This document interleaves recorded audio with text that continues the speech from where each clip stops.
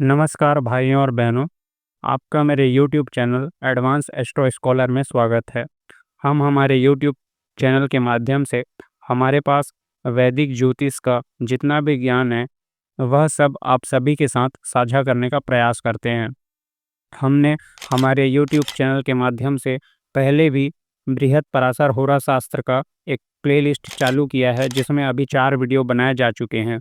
उनके comment section में हमारे व्यूवर्स ने लाल किताब और फल दीपिका जैसे पुस्तकों के प्लेलिस्ट को भी चालू करने की मांग की है, और इसलिए यह वीडियो फल दीपिका प्लेलिस्ट का पहला वीडियो होने वाला है, जिसमें हम 10 श्लोक कवर करेंगे।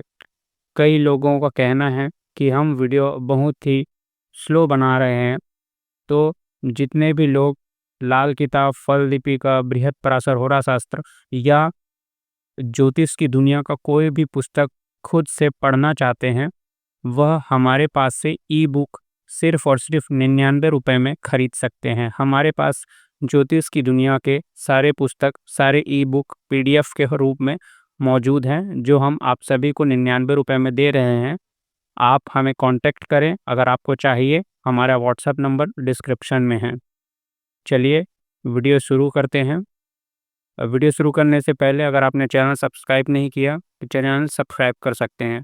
और एक बात बता दूं, अगर आप ऑफलाइन जाके यह सभी पुस्तकें खरीदेंगे पेपर फॉर्म में, तो यह सभी पुस्तकें आपको 500 रुपये से कम में या 1000 रुपये से कम में नहीं मिलने वाली है। चलिए गणेश भगवान की जय और वीडियो शुरू करते हैं। फल दीपिका पुस्तक का चैप्टर 1 श्लोक 1। पहले चैप्टर के पहले श्लोक में भगवान सूर्य को याद किया गया है, भगवान सूर्य को धन्यवाद दिया गया है और उन्हें ही सबसे बड़ा भगवान माना गया है। यह माना गया है कि उन्हें चमकने के लिए किसी और के रोशनी की ज़रूरत नहीं है। यह बताया गया है कि उनके वजह से ही पृथ्वी पर जीवन है। वही उनकी रोशनियाँ पशु पक्षियाँ और जितने भी जीवित लोग पृथ्वी पर हैं वह लेते हैं। उनकी ही रोशनियाँ चंद्रमा में विचरने वाले हमारे पूर्वजों की आत्माएं लेती है। उनकी ही रोशनियाँ इस सौर मंडल में भटकने वाले जो भी सेलेस्टियल हैं, देवी देवता, वह भी लेते हैं। सूर्य ही वो है जो दिन और रात डिसाइड करते हैं। सूर्य वह है जिनकी वजह से महीना और महीना और युग परिवर्तन होते हैं। सूर्य ही वह है जिसकी वजह से ध्रुव, यानी कि जो उत्तर ध्रुव और दक्षिणी ध्रुव है, वहाँ 6-6 महीना का दिन और रात होता है। सूर्य के सूर्य के उत्तरायण और दक्षिणायन के बारे में भी इसकी जानकारी मिलती है।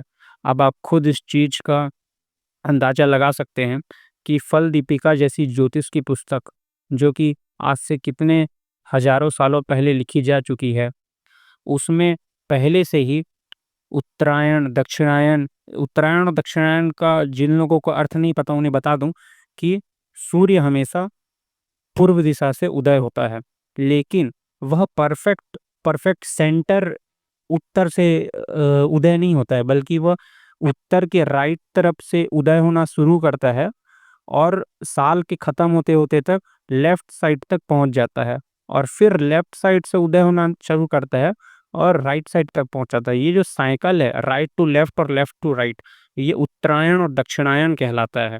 और यह इसलिए होता है क्योंकि जो पृथ्वी हमेशा टिल्ट करते रहती है। पृथ्वी का जो एक्सिस है, जो साउथ पोल और नॉर्थ पोल के बीच से जो एक्सिस जाता है, वो हमेशा टिल्ट करते रहता है। इसलिए नॉर्थ पोल में कभी 6 महीना रात होता है, कभी 6 महीना दिन होता है।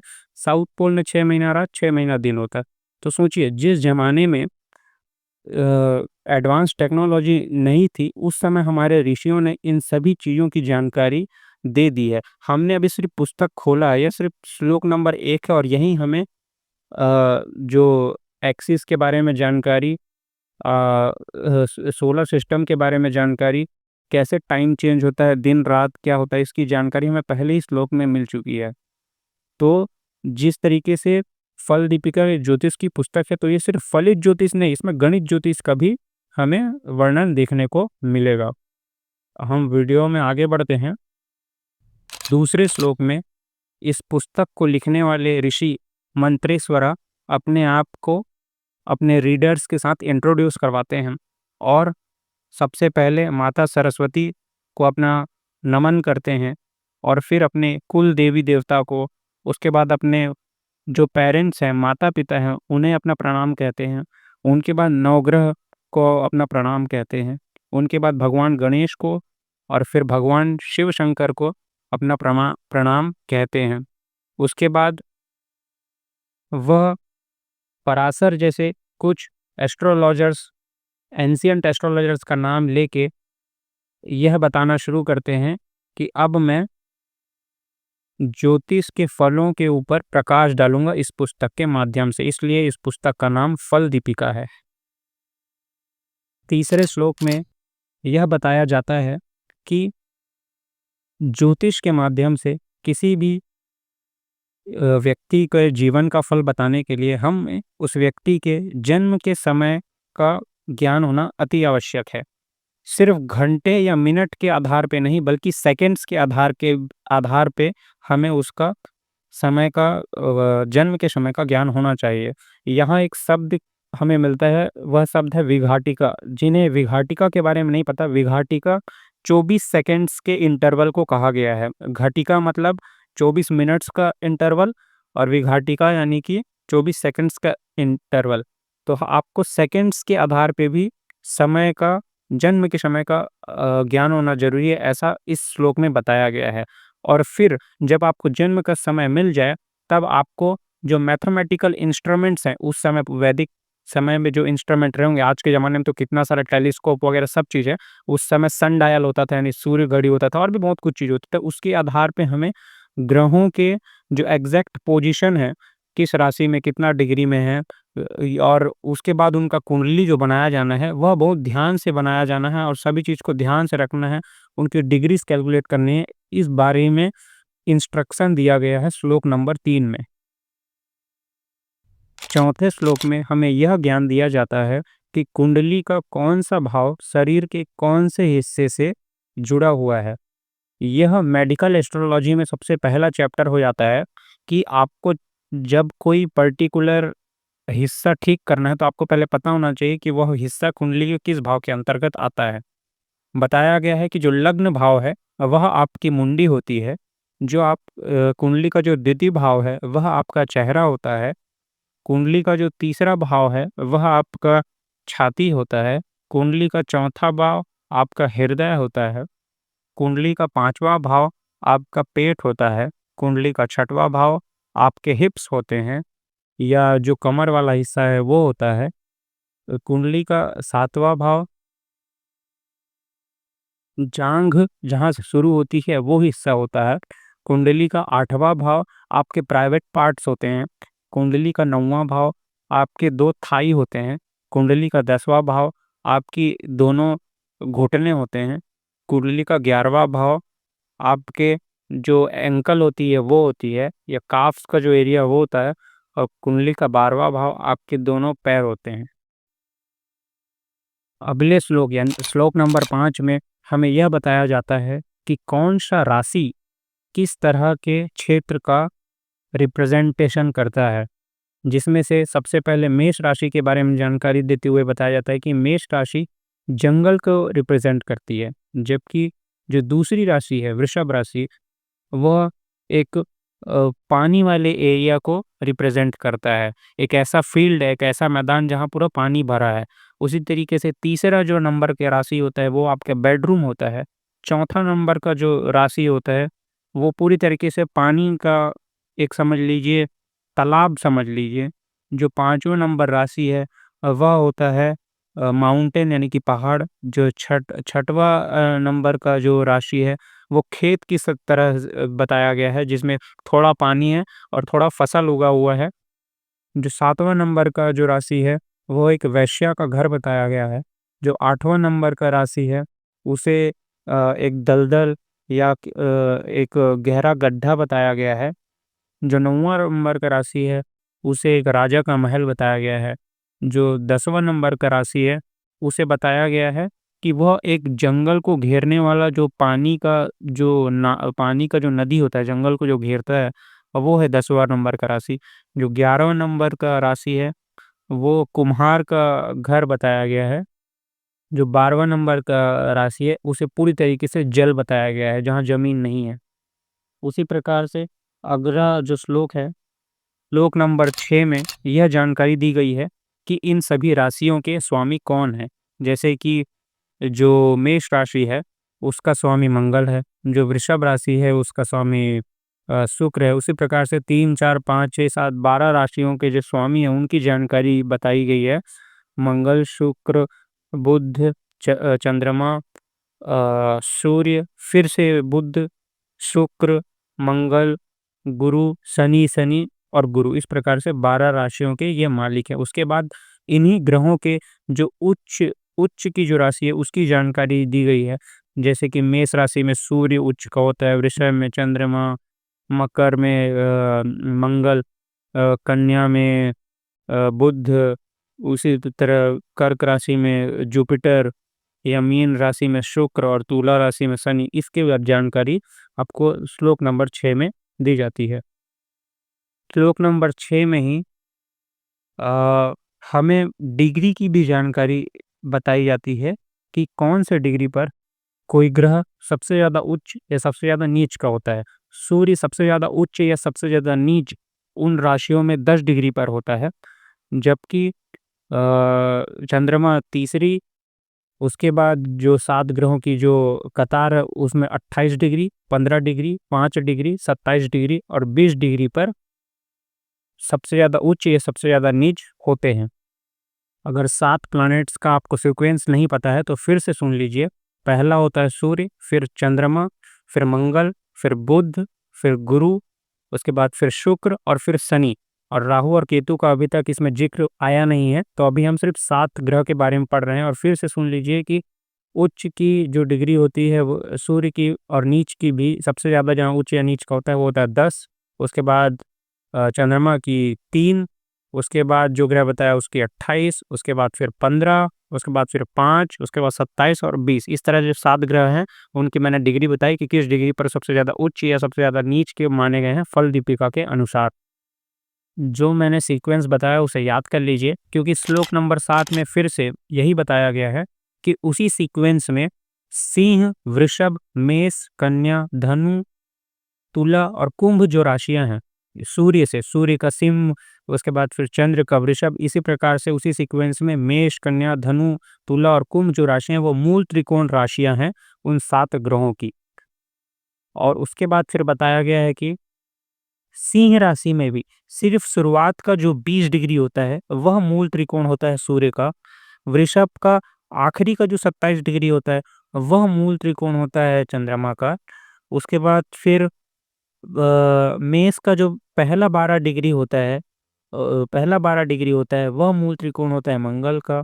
उसके बाद फिर जो 5 डिग्री जो उच्च का जो होता है मरकरी का, यानी कि बुध का, कन्या में 16 डिग्री से 20 डिग्री, वह मूल त्रिकोण का होता है। उसके बाद जो धनु राशि का जो पहला 10 डिग्री होता है, वह मूल त्रिकोण का होता है। तुला राशि का जो पहला 5 डिग्री होता है, वह मूल त्रिकोण का होता है। और कुंभ राशि का जो पहला 20 डिग्री होता है, वह भी मूल त्रिकोण का होता है। और सीक्वेंस सेम है। पहला सिंह है सूर्य का, उसके बाद वृषभ है चंद्रमा का, और इसी प्रकार से फिर मंगल, बुध, गुरु, शुक्र और शनि। उम्मीद है आप सभी टाइम पास के लिए वीडियो नहीं देख रहे होंगे, ज्योतिष सीखने आए हैं तो कॉपी पुस्तक साथ पकड़ के बैठे होंगे और लिख रहे होंगे। इन मूल त्रिकोण राशियों में वृश्चिक राशि जो है, वह शामिल नहीं है। और उसे बताया गया है कीड़ों का या रेप्टाइल्स यानी कि जो कि मेंढक या फिर छिपकली होते हैं, उनकी राशियाँ बताई गई है। या सेंटीपेड जो होता है, जिसके बहुत सारे पैर होते हैं, वो वाला कीड़ा, उसकी राशि बताई गई है। कर्काटका का जिक्र मिलता है। कर्काटका का जो नहीं जानता, मकर राशि का जो बाद का जो आधा हिस्सा है, उसे कर्काटका कहता है। तो वो जो हिस्सा है, और मीन राशि जो है, उसे वाटरी साइंस यानी कि जल वाला राशि बताया गया है। उसी प्रकार से फिर मेष, वृषभ, सिंह, धनुष धनुष जिसके बारे में नहीं पता है, यहाँ धनु की बात नहीं गई है, जो धनु राशि की बात की गई है। और जो मकर राशि है, मकर राशि का पहला हिस्सा, इससे पहले हमने कर्काटका के बारे में बात की, जो मकर राशि का बाद का हिस्सा है, और जो मकर राशि का ही पहला हिस्सा है उसको हम सिर्फ मकर बोलेंगे। उस राशियों के बारे में जिक्र है जिन्हें ऐसी राशि कही गई है जिसके रिप्रेजेंटेशन 4 पैर वाले यानी कि मैमल्स करते हैं। शेर हो गया, बैल हो गया। और फिर हमें श्लोक नंबर 8 में 8वें श्लोक में हमें जानकारी मिलती है कि वृषभ राशि, कर्कटक जो राशि है यानी कि मकर राशि का जो आधा हिस्सा है, बाद का हिस्सा, धनु राशि, मेष राशि और मकर राशि अपने पीछे वाले हिस्से के साथ उदय होते हैं। अब पीछे यानी कि यहाँ बताया गया है कि पीछे का हिस्सा और आगे का हिस्सा, मुंडी और बाकी का धड़, इस तरीके से मानवीकरण किया गया है राशियों का, जिसमें बताया गया है कि ये जो 4 राशि हैं जिनका मैंने अभी नाम लिया, वह अपने पीछे वाली धड़ के हिस्से के साथ उदय होती हैं। इन राशियों को पृष्ठोदय कैटेगरी में डाला गया है। पृष्ठोदय एक शब्द मिलता है, उस कैटेगरी में डाला गया है।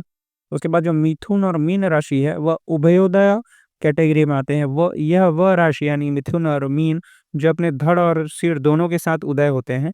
उसके बाद एक कैटेगरी आती है शीर्षोदय, जिसमें जिन जिन राशियों का मैंने नाम नहीं लिया वह सभी राशियां इस कैटेगरी में आती हैं। शीर्षोदय वह कैटेगरी है जिसमें राशियां अपने सामने वाले हिस्से के साथ उदय होती है।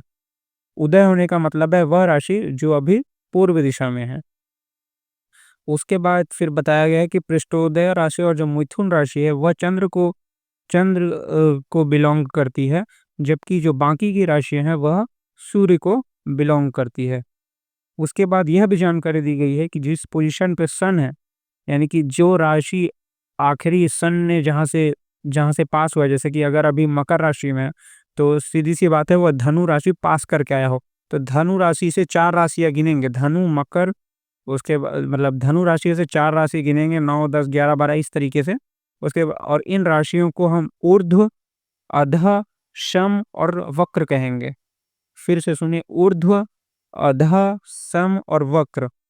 जिस राशि को क्रॉस किया वह है ऊर्ध्व, जिस राशि में है वह है अधः, उसके आगे वाली राशि है सम, उसके आगे वाली राशि है वक्र।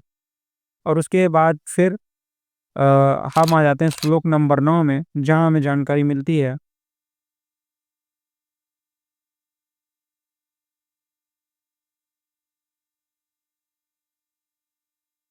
मेष राशि से लेकर मीन राशि तक इसी ऑर्डर में पहला राशि चर होता है, उसके बाद स्थिर होता है, उसके बाद उदय उभय होता है, और फिर इसी ऑर्डर से चर, स्थिर, उभय गिना जाता है। उसके बाद फिर द्वार, बही यानी कि द्वार मतलब एंट्रांस, जो आपका एंट्री होता है, बही मतलब बाहर, और गर्भ यानी कि इनसाइड, अंदर अंदर। इस प्रकार से भी कैटेगरी बताया गया है, जिसमें मेष राशि है एंट्रांस, फिर वृषभ है आउटसाइड यानी बही बाहर, और फिर उसके बाद फिर तीसरा राशि है गर्भ यानी कि इनसाइड। इसी प्रकार से मीन तक आप गिनते हैं बार बार रिपीट करके।